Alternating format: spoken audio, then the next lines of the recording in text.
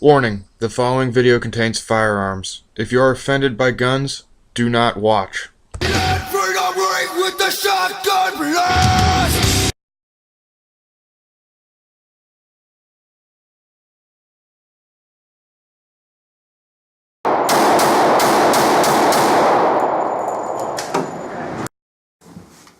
Hey YouTube, it's Seth. I've got my first weapon review. High Point JHP45. Clear. I've owned this gun for a couple years now. I bought it when I was stationed up in Illinois, so don't worry, I'm not going to be saying this out to one of my lucky viewers. Yeah, I know. A lot of people talk trash about High Points. I'm not one of those people. I actually think these are great beginner guns, mainly because of the fact they don't recoil that bad.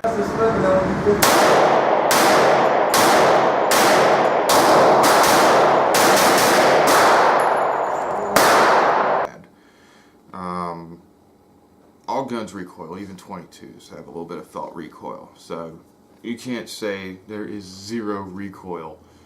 Yes!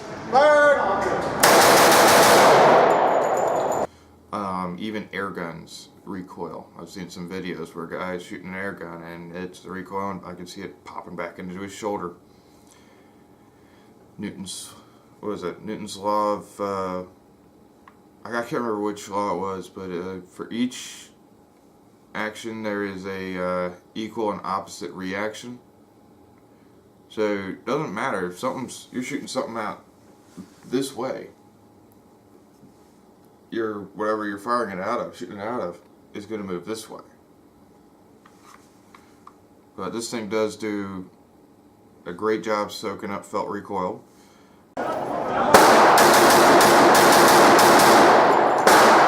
Mainly because this whole giant slide back up here weighs over 1.5 pounds, around 1.5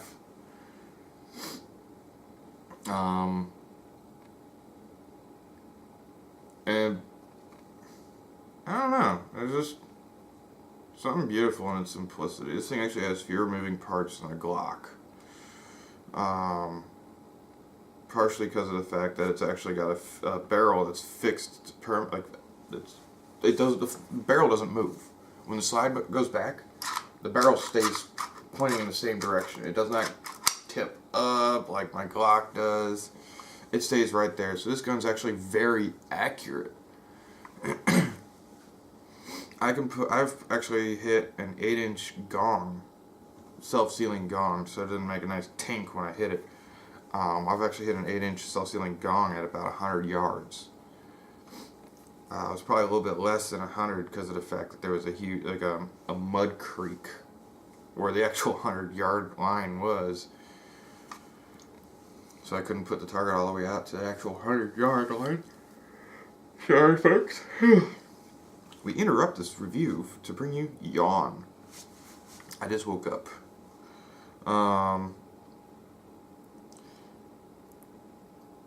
What was I saying? Oh yeah, accuracy. This thing is more accurate than you ever will be.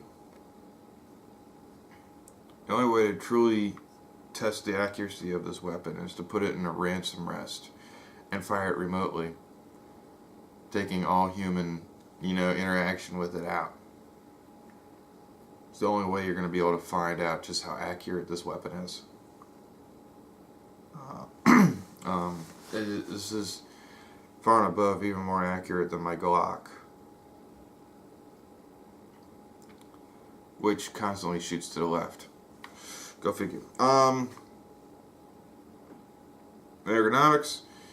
It's not very ergonomical, I'm going to tell you right now. Yeah, it's got grooves, but this grip is just so smooth. It's got some serrations back here, up here.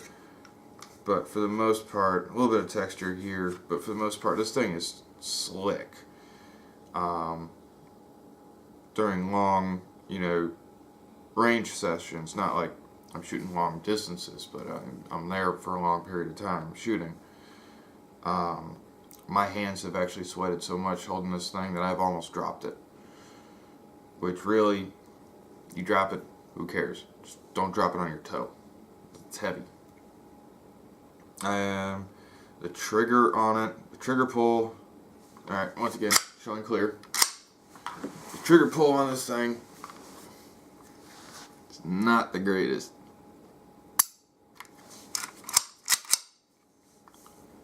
I mean, it's decent,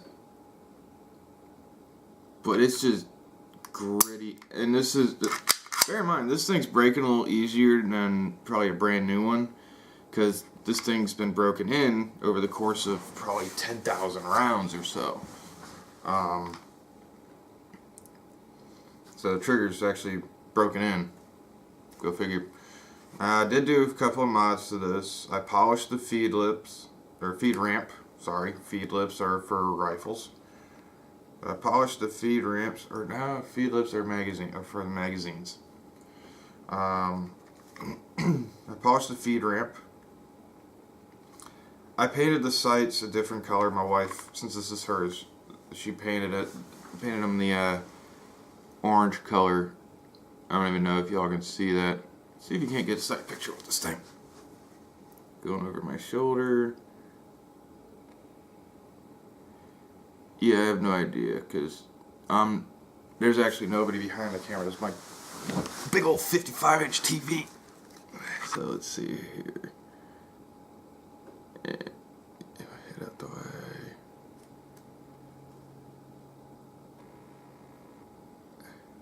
Yeah, that's a sight picture right there. Not the greatest. I know I just muzzle swept the hell out of myself. But yeah, this gun has actually proven to be quite a bit of fun to shoot. Everybody wants to shoot it just because of the fact that it looks cool. The trigger on it sucks. It beats the hell out of your trigger finger. I shot, what, probably about 3, 4, maybe 500 rounds in one session, and my finger was, I mean, I could barely touch the side of it right here. It hurt so bad. I wish they would have done a better job developing the trigger on this. Because the way it's curved and way it just pinches your finger and the trigger guard. Again, still empty. Yeah, it's not fun. They probably should have gone with one with a little less curve to it,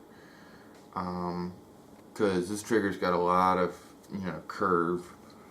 Probably should have gone with a little more of a straight one, and that probably would have helped out with the feeling of the trigger. Probably wouldn't beat the hell out of your finger as much. And there's even serrations on the trigger. I never even noticed it, but yeah, there's texture on the trigger. Alright, so, time to wrap this up. Oh yeah, first, before I wrap it up, here are the magazines.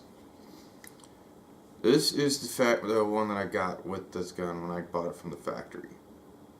So this one's got a lot of rounds. It's got so many rounds through it that it's actually cracking the magazine back here. Like here and here. So I need to actually replace this one. When I bought a holster for it, the holster came with the magazine. And here that is. These are 9-round magazines, making them illegal in New York. Sorry guys, can't have these in New York anymore unless you just download them to 7 or 6 or whatever ridiculous number it is. Alright, if y'all live in New York, don't worry about semi-autos. Buy a fucking revolver. That way you don't have to worry about them being illegal.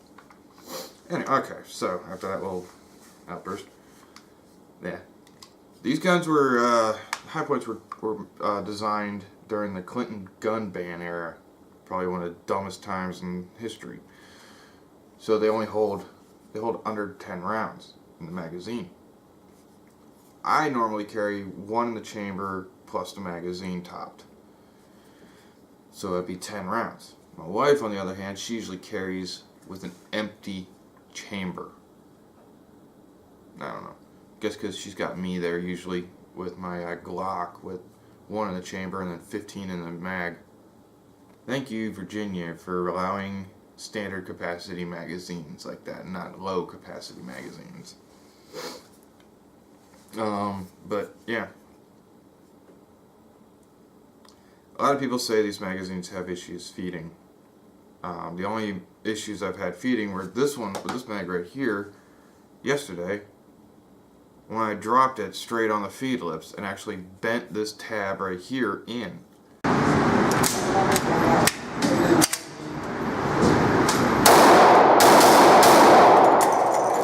Motherfucker!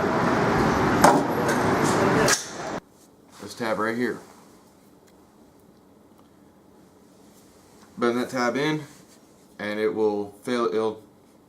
Won't allow the rounds to leave the magazine and go into the chamber because it'll actually force them to tip down like that. Jam! Like that. It should be tipped up like that.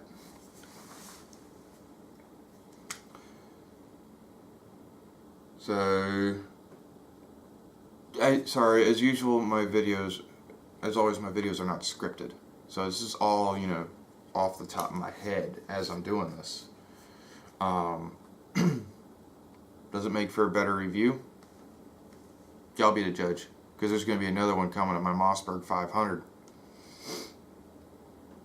But, yeah. Oh, and for you reloaders out there, this thing does not tear up the brass. The brass comes out looking just about the exact same. In fact, you could probably get away with not even, resizing it. I would still, but just saying, you could probably get away with without resizing and just depriming and going from there. It is because it's a fully supported chamber. I think even the 40 cal version, which looks identical to this, except I think I don't even know about the slide. I need to buy one of those just to see. And $200 I could probably actually afford it. But yeah.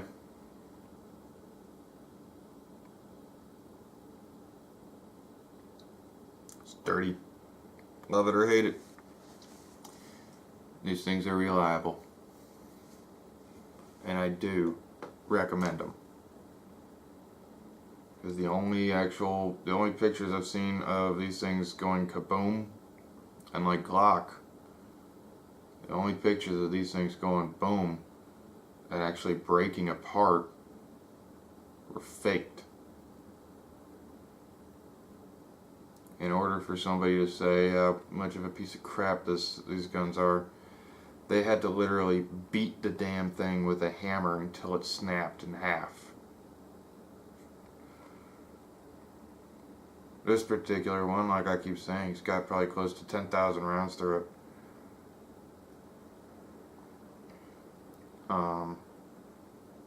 And aside from me using the damn thing as a hammer, seems like a good idea at the time, this gun's in just as good a condition now as it was when I bought it 2 years ago. I mean, yeah, sure, there's a little less paint. The ejection port, which I'll show you, I'll take a picture of that, or no, I'm gonna grab the camera. It's plugged in, so should be interesting. Alright, crap. Apologize for the shitty camera work. Yep, there's the big 55-inch. Alright. So right there. That's a sign of the age. That's the ejection port, and each and every single round that I fire, the case spits out and hits right in here.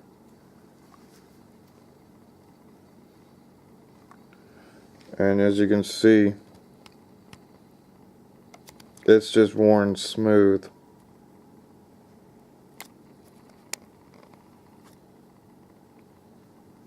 Paint's worn off. In fact, there's even like a little bit of a lip right here from all the rounds hitting there.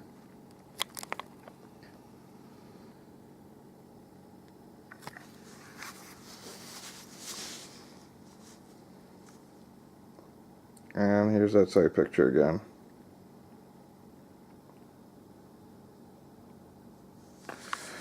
And you can also see how dirty my floor is. Yeah, the only actual damage I've seen from these things going kaboom is the extractor is spat out. The ejector is the firing pin. So that could be a little worrisome for some people. But I haven't had any issues with it. I've actually run loaded rounds and actually done, just cycled them manually. And none of them have even had a dimple on the primer. So yeah, recommend it. High Point JHP45. I'm not saying run and get one. But yeah, if you need a weapon and you can't afford something like a Glock, buy a High Point. This is Seth with Tuner Guy 82, signing off.